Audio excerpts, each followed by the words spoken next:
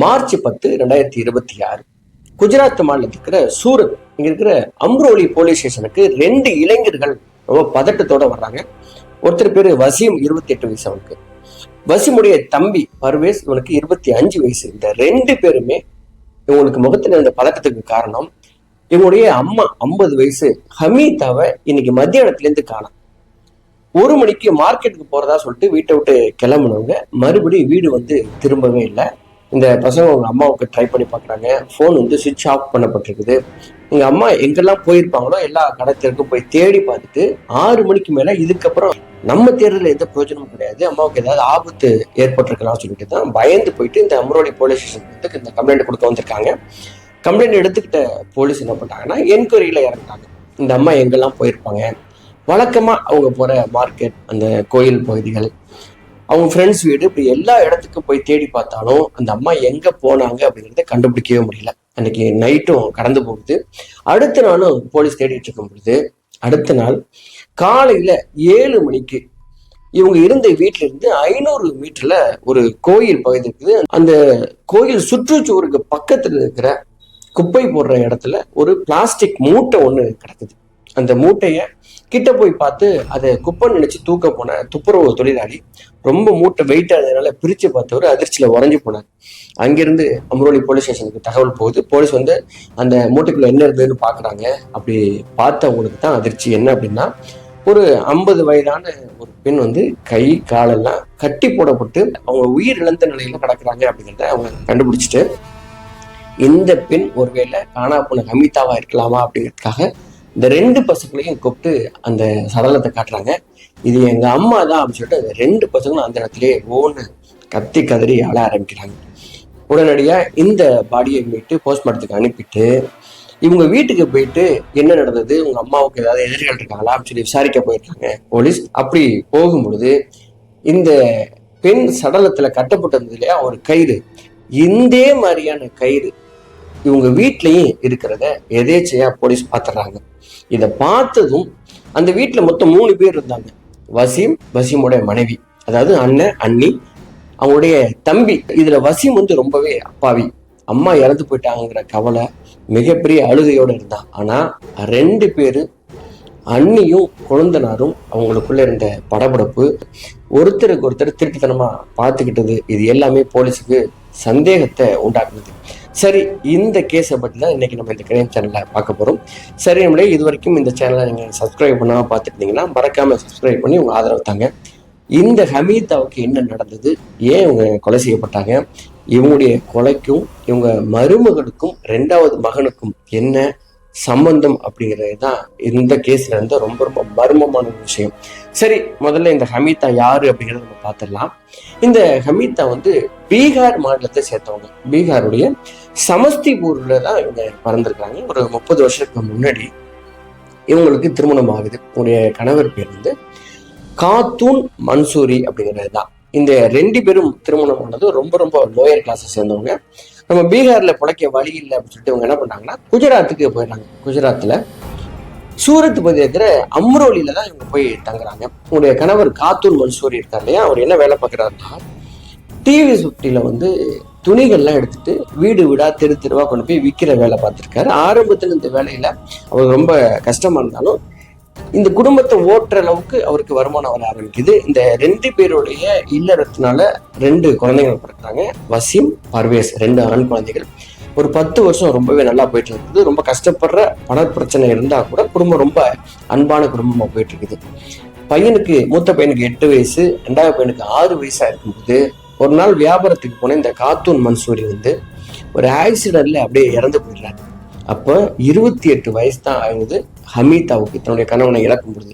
இந்த 2 பசங்களையும் வளர்க்க வேண்டிய பொறுப்பு இப்போ ஹமீதாவுக்கு வந்துடுது.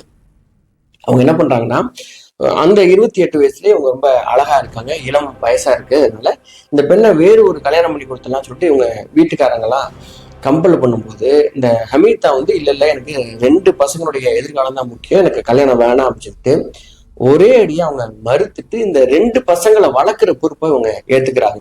இவங்க என்ன பண்றாங்கன்னா, தன்னுடைய கணவன் பார்த்த அந்த வேலை இருக்கு இல்லையா, அந்த வேலையை இவங்களுக்கு வண்டி ஓட்ட தெரியாது அப்படிங்கிறதுனாலே தலையிலேயே அந்த துணியெல்லாம் சுமந்துட்டு போயிட்டு வீடு வீடா வித்து அந்த துணியில கஷ்டப்பட்டு பழக ஆரம்பிக்கிறாங்க. ரொம்ப கஷ்டமா ஏறக்குறைய 25 வருஷம் தனியாளா சூரத் பகுதியில தங்கி வியாபாரம் பண்ணி 2 பசங்களையும் நல்லா படிக்க வைக்கிறாங்க.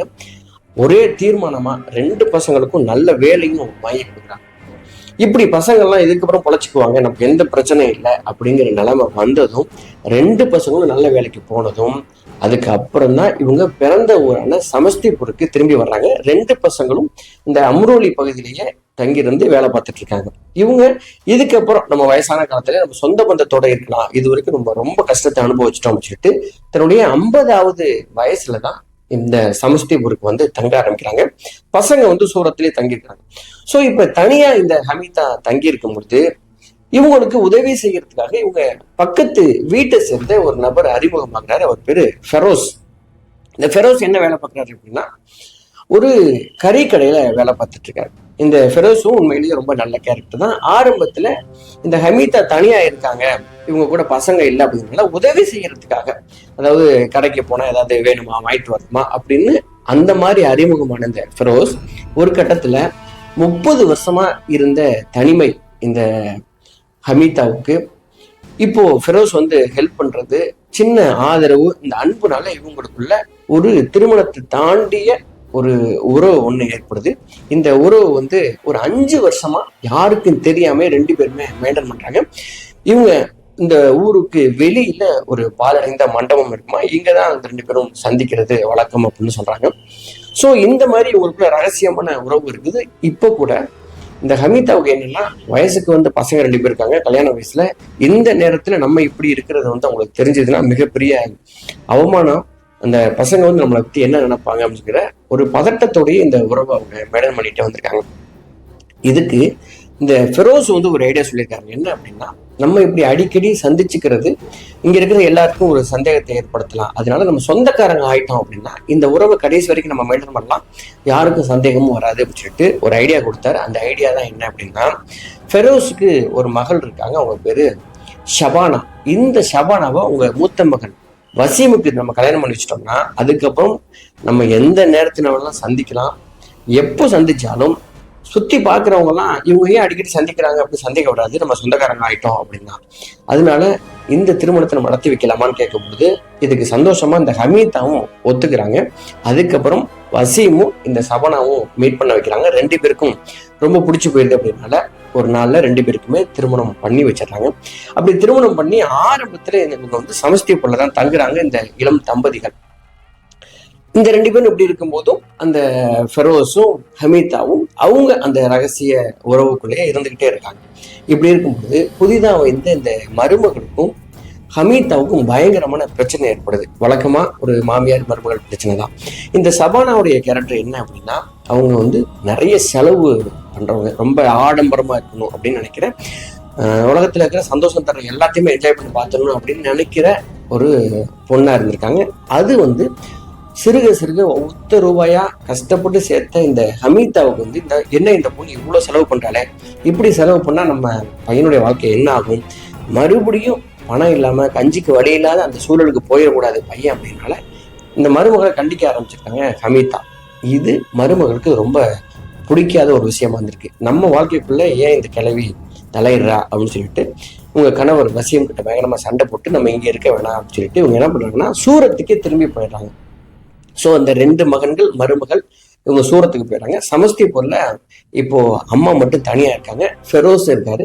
இந்த ஃபெரோஸுக்கும் இப்போ ஹமீதாவுக்கும் பிரச்சனைகள் வர ஆரம்பிக்குது. எது மூலமானா மருமகள் மூலமா. உன் மக நீ சரியா வளர்க்கல, என் பையனுடைய வாழ்க்கைய அவ பால் அடிக்கிறா அப்படின்னு சொல்லிட்டு பிரச்சனை பண்றதுனால இவங்க 2 பேருடைய ரிலேஷன்ஷிப்புக்குள்ளயும் பெரிய பிரச்சனை இதுக்கப்புறம் நம்ம 2 பேரும் சந்திக்க வேண்டாம், ஒன்னு எனக்கு பிடிக்கல அப்படின்னு சொல்லிட்டு கட் பண்ணிடுறாங்க ஹமீதா. கட் பண்ணிட்டு என்ன பண்றாங்கன்னா, நேரடியா சூரத்துல இருக்கிற தன்னுடைய மகன்கள் வீட்டுக்கு இவங்க போயிடுறாங்க. அங்க போயும் தன்னுடைய மருமகளை கண்டிக்கிறாங்க. இந்த செலவை நீ பண்ணக்கூடாது, ஒரு நாளைக்கு இவ்வளவு செலவுக்குள்ள குடும்பத்தை நடத்தணும், இந்த மாதிரி இந்த ரேஞ்சுக்குள்ளதான் ட்ரெஸ் எடுக்கணும்னு சொல்லிட்டு எல்லா விஷயத்திலையும் மருமகளை அவங்க கண்ட்ரோல் பண்ண ஆரம்பிக்கிறாங்க. இது அந்த பெண் சபானாவுக்கு பயங்கரமான இரிட்டேட்டிங் ஆகிட்டே இருக்குது. ஸோ இந்த மாதிரியான பயங்கரமான பிரச்சனைகள் போயிட்டு இருக்கும் போதுதான் மார்ச் 10, 2026 அன்னைக்கு மதியம் 1 மணிக்கு உங்க மார்க்கெட்டுக்கு போய் காய்கறி வாங்கிட்டு வரதா போன ஹமீதா தான் காணாம போயிட்டாங்க அப்படிங்கிற தகவல் போலீஸ் ஸ்டேஷன் போயிட்டு அதுக்கப்புறம் அவங்க இறந்து கிடந்தது.